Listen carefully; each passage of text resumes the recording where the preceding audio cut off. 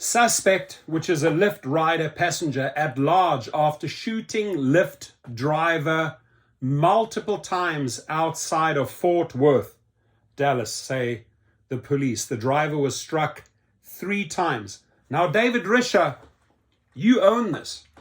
You own this. This is on your back. Straight up, because what you're not willing to do, what these gig companies are not willing to do, is put up a legitimate vetting system that analyzes whether a rider or passenger should be green lighted, should be verified. There's nothing there. So as long as you have some form of money in your wallet or your purse, get in that driver's car, and maybe they're lucky, they get away.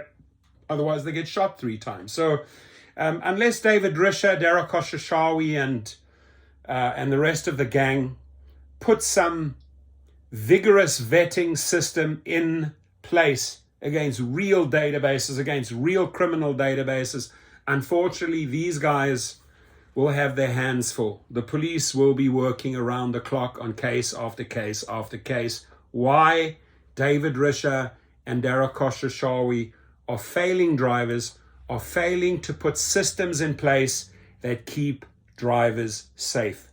Period. I can't say it any other way.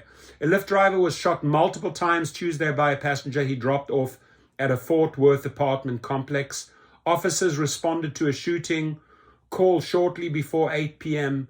to the 8100 block of Cassie Lane. And he's still at large.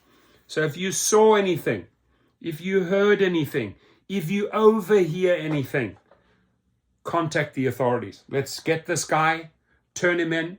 Hopefully somewhere along the line, there is some information on him. Maybe he was a third party using someone else's account. We just don't know. Or maybe he just walked into CVS and got himself a Lyft card.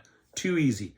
29-year-old man who identified himself as a Lyft driver said he was shot 3 times by a passenger he drove to the location. The victim was taken to the hospital with injuries that were not life-threatening. Thank God he's alive. The suspect, facing an aggravated assault with a deadly weapon charge, remained at large as of Wednesday morning. No other details surrounding the shooting were immediately available. The investigation led by the gun violence unit is ongoing. So again, contact that unit if you know anything, if you hear anything. Right, and please, drivers, remain safe. They are not keeping us safe. We have to keep ourselves safe. Take care.